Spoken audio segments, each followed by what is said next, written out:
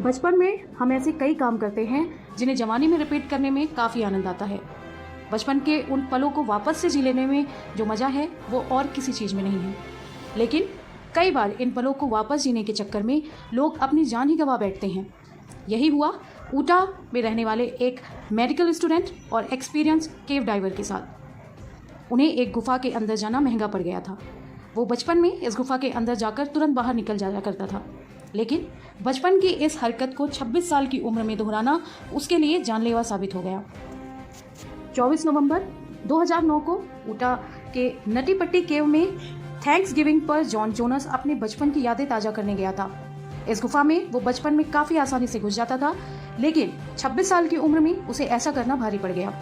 वो अंदर ही फंस कर रह गया। उसे निकालने के लिए काफ़ी कोशिश की गई, लेकिन उसका कोई फ़ायदा नहीं हुआ, क्योंकि गुफा इतनी ज़्यादा सक्रिय थी कि ऐसा कुछ कर पाना असंभव था। यहाँ तक कि उसकी लाश को भी इसी गुफा के अंदर ही सीमेंट से सील कर दिया गया था। दोस्तों, नट्टी पट्टी गुफा एक हाइड्रोथर्मल गुफा है जो यूटा काउंटी, यूटा संयुक्त राज्य अमेरिका में यूटा झील के पश्चिम में स्थित है। ये गुफा अपने संकीर्ण मार्गों के बावजूद शौकिया और पेशेवर गुफा खोजकर्ताओं को समान रूप से आकर्षित करती है। साल 2009 में यहाँ एक घातक दुर्घटना होती है। इसके बाद जनता के लिए इसे बंद कर दिया जाता है। इस गुफा को साल 1960 में खोजा गया था। ये गुफा 22 स्काउट टुकड़ियों और कॉलेज के छात्रों के बीच काफ़ी लोकप्रिय थी। नटी पट्टी गुफा में घटी साल 2009 की उस घातक दुर्घटना के बारे में ये आज हम आपको इस वीडियो में बताने जा रहे हैं। वीडियो में आगे बढ़ने से पहले हम आपसे रिक्वेस्ट करते हैं कि अगर आप चैनल पर नए हैं तो प्लीज़ चैनल को सब्सक्राइब करके हमें सपोर्ट जरूर करें। चलिए वीडियो कंटिन्यू करते हैं। दोस्तों, 24 नवंबर 2009 को केविंग के इतिहास में सबसे भयानक हादसा होता है। केविंग यानी कि गुफा की खोज करना। ये एक ऐसा खेल है जहां लोग ऐसी जगहों पर जाते हैं जहां सांस लेने की भी जगह नहीं होती है, और इसी सक्रिय जगह पर घिस घिस कर ही गुफा की खोज करते हैं। और यही केविंग 26 साल के जॉन जोनस अमेरिका के ऊटा शहर में नट्टी पट्टी गुफा में करने वाले थे। लेकिन जॉन को बिल्कुल भी इस बात का अंदाजा नहीं था कि वो एक नई गुफा नहीं, बल्कि खुद के लिए एक कब्र की खोज करके उसमें दफन होने वाला है। दोस्तों, 26 साल के मेडिकल स्टूडेंट जॉन जोनस को नई चीज़ों को डिस्कवर करने का काफ़ी शौक था। जॉन पहले भी बहुत सारी केव घूम चुका था। अक्सर केव ऐसी होती थी जिन्हें जगह बहुत कम होती थी, इतनी तंग कि इंसान को रेंग कर जाना पड़े। वहाँ कोई कमज़ोर मन का इंसान जा ही नहीं सकता था। वहाँ जाने के लिए व्यक्ति की कमर 28 इंच के अंदर हो तो ही वो वहाँ जाने के बारे में सोच सकता था। जॉन हर बार की तरह इस बार भी जॉन केव को एक्सप्लोर करने आया हुआ था। एक जगह पर पहुंचकर उसके दोस्त और भाई भी आगे बढ़ने से डर रहे थे, लेकिन जॉन ने इस केव में आगे बढ़ने का मन बना लिया था। जॉन जोनस, उसका भाई और उसके अन्य 10 साथियों का एक ग्रुप नट्टी पट्टी केव को एक्सप्लोर करना शुरू कर देते हैं। शुरुआती 1 घंटा तो बहुत ही रोमांचक था, और उन्होंने गुफा के अंदर की सबसे बड़ी जगह बिग स्लाइड का पता इतनी जल्दी लगाया कि सभी के बीच बहस होने लगी कि सबसे पहले कौन था जो इस स्लाइड पर पहुंचा। इसी बात को लेकर उनमें चैलेंज छिड़ गया कि अब गुफा की सबसे खतरनाक जगह पर सबसे पहले कौन पहुंचेगा। और ये सबसे खतरनाक जगह थी बर्थ कैनाल। बर्थ कैनाल इतनी तंग जगह थी कि बहुत ही कम लोग ही वहां पर फिट हो पाते थे। उन सब में सबसे आगे जॉन, उसके पीछे उसका भाई जॉर्ज, और सभी ग्रुप मेंबर्स उसके पीछे थे। जॉन ने ही बर्थ कैनाल तक जाने की जिद की थी, इसलिए वो ही सबसे आगे था। एक के बाद एक करके वो सब बर्थ कैनाल की तरफ बढ़ना शुरू करते हैं। थोड़ा आगे जाते ही केव 2 दिशा में बढ़ जाती है, और जॉन जोश जोश में राइट साइड में जाने की बजाय लेफ्ट साइड की केव में चला जाता है। हालांकि जॉन को इस बात का बिल्कुल भी अंदाजा नहीं था कि वो जिस केव में जा रहा है वो बर्थ कैनाल नहीं, बल्कि एक ऐसी जगह है जिसके बारे में किसी को कुछ भी नहीं पता है, क्योंकि वहाँ कभी कोई गया ही नहीं था। केव के अंदर जैसे जैसे जॉन आगे बढ़ रहा था, केव का साइज और छोटा होता जा रहा था। अब वो अपने हाथ पैर भी नहीं आसानी से चला पा रहा था। अब जॉन को आइडिया हो गया था कि वो केव में मुश्किल जगह पर फंस रहा है। उसको अब जल्दी ही उस जगह से निकलना था। वो अपनी मूवमेंट थोड़ी तेज करके और आगे बढ़ता है। अब वो कॉक स्क्रू नाम की जगह पर पहुंच जाता है। कॉक स्क्रू पर सिर्फ छोटे और फ्लेक्सिबल लोग ही पहुंच पाते हैं। हालांकि कुछ साल पहले एक 16 साल का लड़का इसी जगह पर फंस गया था, लेकिन वो सिर्फ 5 फुट 7 इंच का था। इतना छोटा होने के बाद भी उसको रेस्क्यू करने में 14 घंटे लग गए थे। लेकिन जॉन 26 साल का युवक था जो कि 6 फीट का था। अब वो ऐसी जगह पर फंस चुका था जहां वो सांस लेने की कोशिश करता था, तब उसकी छाती भी फूलने तक की जगह नहीं थी। अब उसके मन में बेचैनी बढ़ने लगी थी। थोड़ा और आगे खिसकने पर उसे आगे एक होल दिखाई देता है। जॉन को लगा कि इसी होल की मदद से वो आगे निकल सकता है। इसी उम्मीद में वो और आगे बढ़ता है, पर जब वो इस होल के पास जाता है तब उसे पता चलता है कि ये तो एक डेड एंड था। जॉन अब उस 10 बाई 18 के होल में उल्टा फंस गया। एक तो होल छोटा, जिसकी वजह से वो पहले ही अपने हाथ पैर नहीं चला पा रहा था, और ऊपर से ग्रेविटी ने पूरी सिचुएशन बद से बदतर बना दी थी। अब ये बात साफ हो चुकी थी कि जॉन अब अपने दम पे तो इस जगह से बाहर नहीं निकल सकता है। अब वो मदद के लिए जोर जोर से अपने भाई जॉस को बुलाने लगता है। जॉस को भी अंदाजा हो गया था कि मामला अब बिगड़ चुका है, इसलिए वो सेफ्टी के लिए जिस रास्ते से जॉन सिर के बल गया था, जॉस उसी रास्ते से पैर के बल यानी कि उल्टा जाता है, ताकि उसे वापस आने के लिए ज़्यादा दिक्कत ना हो। जॉन के पास पहुंचकर वो देखता है कि उसके तो सिर्फ पैर ही दिखाई पड़ रहे हैं। वो समझ गया था कि जॉन हॉल में पूरी तरीके से फंस गया है।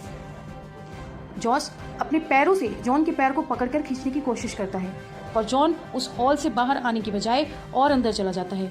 जॉस जॉन को बाहर निकालने की कोशिश हर तरीके से करता है, पर 1 घंटे कोशिश करने के बाद भी जब उसे सफलता नहीं मिली, तब उसने रेस्क्यू टीम की मदद लेने की सोची और गुफा के बाहर अकेले ही आ गया।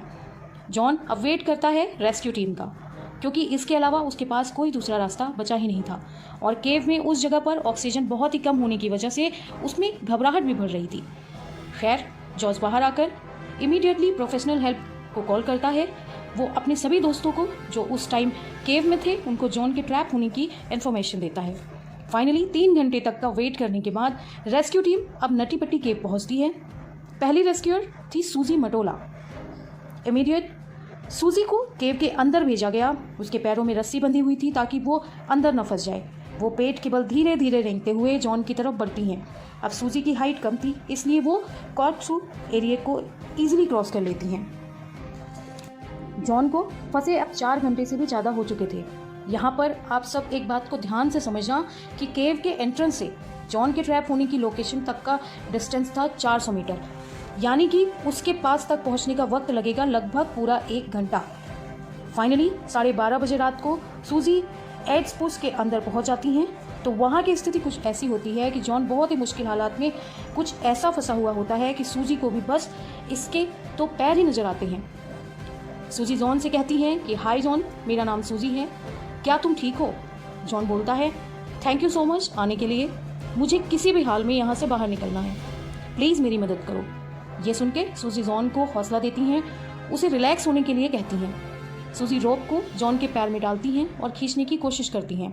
अब चूंकि सूजी की हाइट बस 5'3" थी और जॉन उससे काफ़ी लंबा तगड़ा बंदा था, इसलिए सूजी के बहुत कोशिशों के बाद भी जॉन को खींचकर बाहर निकालना लगभग इम्पॉसिबल था। सूजी जॉन को बाहर निकालने के लिए लगभग 2 घंटे तक ट्राई करती है, पर वो नाकाम रहती हैं। फिर डिसअपॉइंटमेंट के साथ केव से बाहर आ जाती हैं। पहली कोशिश नाकाम होने पर रेस्क्यू टीम अब नेक्स्ट प्लान बनाती है। अब तक गुफा के बाहर जॉन की पत्नी और बेटी भी आ चुके थे, जो कि बहुत घबराई हुई थी।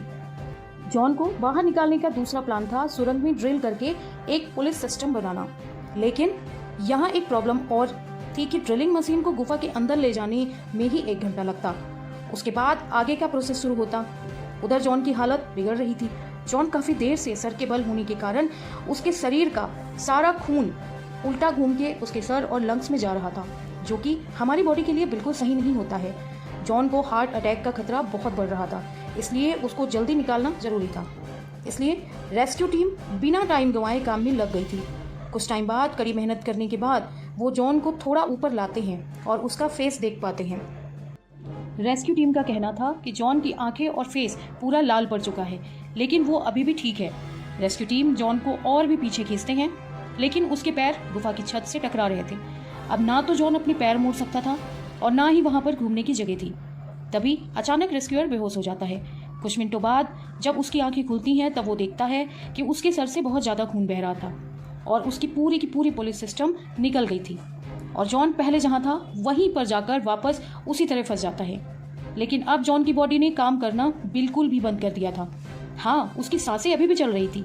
इसी वजह से एक के बाद दूसरा और दूसरे के बाद तीसरा रेस्क्यूअर उसे निकालने की कोशिश करने आते हैं, लेकिन 28 घंटे की कड़ी मशक्कत के बावजूद 25 नवंबर की रात 11 बजे जॉन जोनस अपनी सांस लेना बंद कर देता है।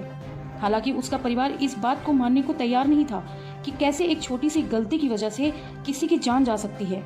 रेस्क्यूअर जॉन की बॉडी भी निकालने की कोशिश करते हैं, पर बॉडी इतनी बुरी तरीके से फंसी थी कि उसको 2 हिस्से करके ही बाहर निकाला जा सकता था।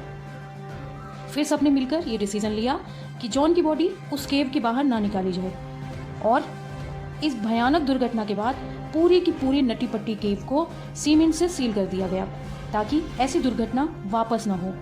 जॉन की फैमिली ने अपने बेटे, भाई, पिता और पति की मेमोरी में नटी पट्टी के एंट्रेंस में एक टूम बनवा दिया। और सबसे ज़्यादा दुखद बात यह है कि आज भी जॉन की बॉडी इस नटी पट्टी केव में ही दफन है, और इस नटी पट्टी केव को अब जॉन जोनस हिल्स के नाम से जाना जाता है। ये इंसिडेंट सच में हमें और भी अलर्ट करता है कि कभी कभी केव को एक्सप्लोर करना कितना रिस्की हो सकता है। As a result, safety should always be our first priority.